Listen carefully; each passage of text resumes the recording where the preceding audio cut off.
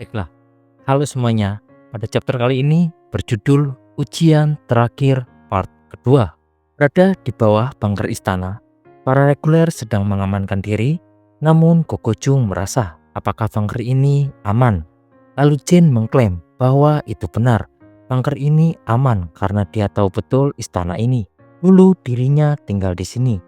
Lalu Evelyn pun bertanya, tapi wilayah ini hanya untuk para reguler. Dan Jin mengklaim bahwa dirinya pernah tinggal di wilayah ini. Lalu Jin menjelaskan, tentu saja banyak juga yang tinggal di sini, sampai mereka yang terkutuk. Evelyn pun berbisik kepada Lu. Sepertinya dia adalah NPC yang siap untuk permainan ini. Evelyn mengatakan ini karena dia bilang dia pernah tinggal di sini sebelumnya dan dia dibangkitkan.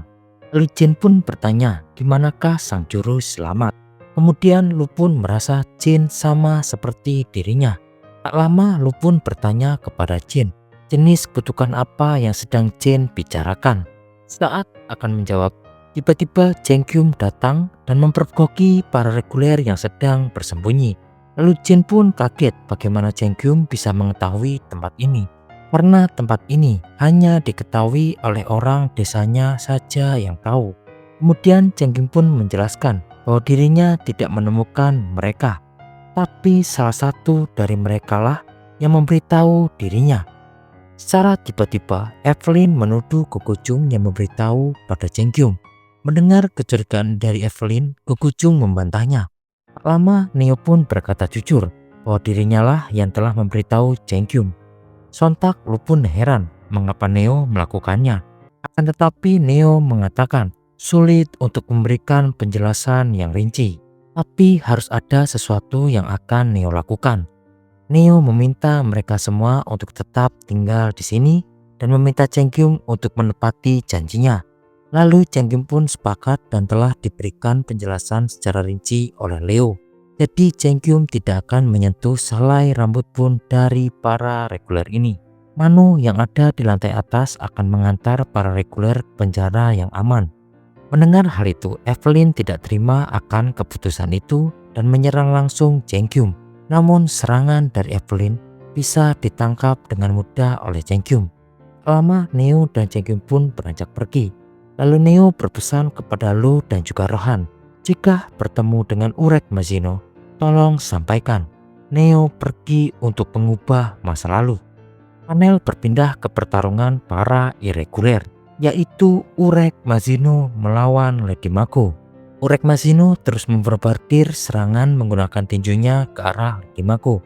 Namun Lady Mako bisa terus menghindari serangan Urek menggunakan kekuatannya, yaitu kebalikan dari harapan.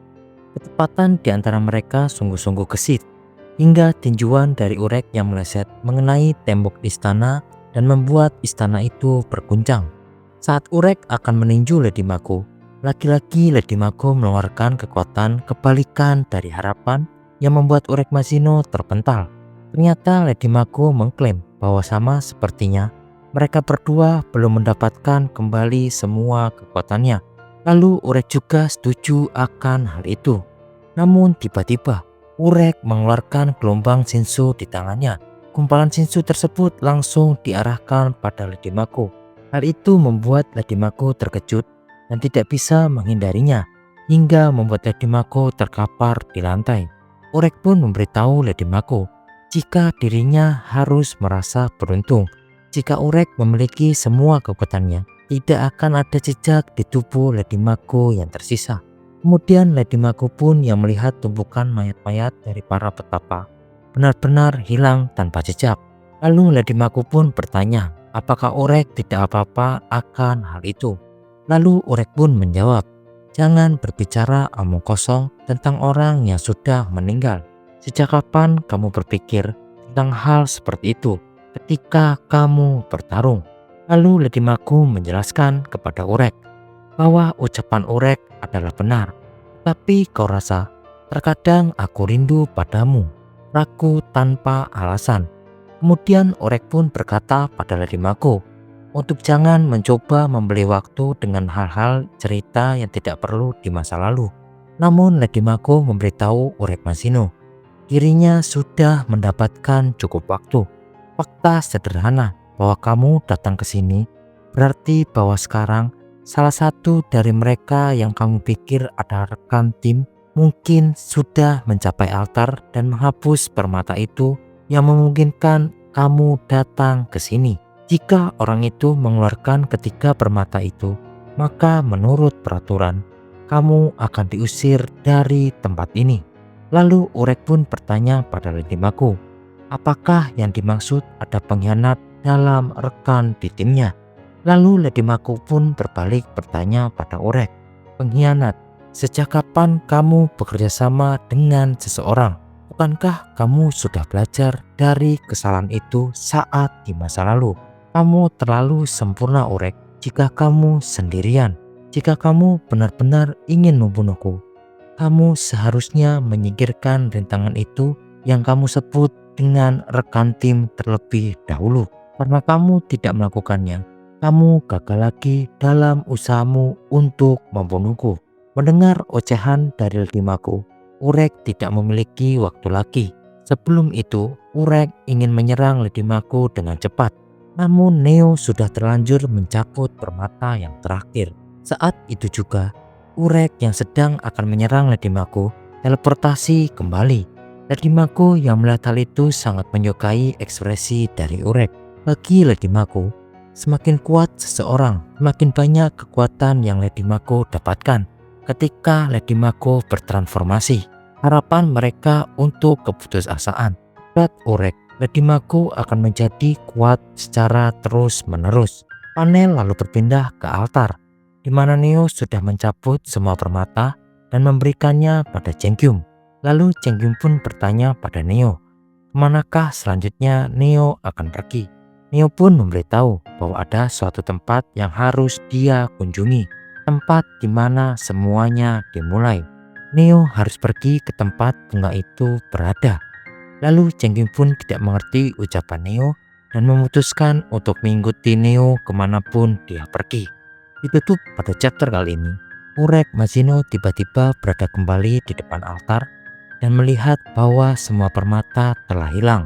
Urek pun akan mencari permata itu kembali.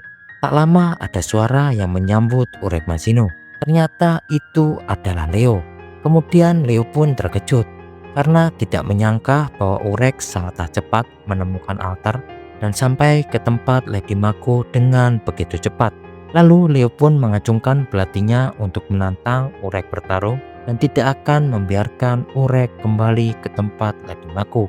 Namun dengan sangat cepat, bak seperti kecepatan cahaya, Urek menyerang Leo dan membuatnya terluka parah. Namun Leo pun bangkit berdiri dan mengklaim bahwa dirinya menerima berkah dari Lady Mako jika dirinya tidak akan pernah mati. Mendengar hal itu, Urek pun sangat murka dan bertanya pada Leo, tidak akan pernah apa? Dengan sekejap, tubuh Leo pun hancur oleh serangan kilat dari Urek dan membuat setengah tubuh dari Leo terbelah. Lalu Urek pun sambil memegang sebuah bongkahan di tangannya, Urek pun kembali bertanya pada Leo untuk mengucapkan tidak akan pernah apa. Dengan menyeringai, Leo pun menjawab, tidak akan pernah mati. Tiba-tiba langsung saja cerot, sepertinya diakhiri oleh Urek Machino. Baiklah, sekian pembahasan untuk chapter kali ini. Terima kasih dan sampai bertemu di next video. Bye-bye.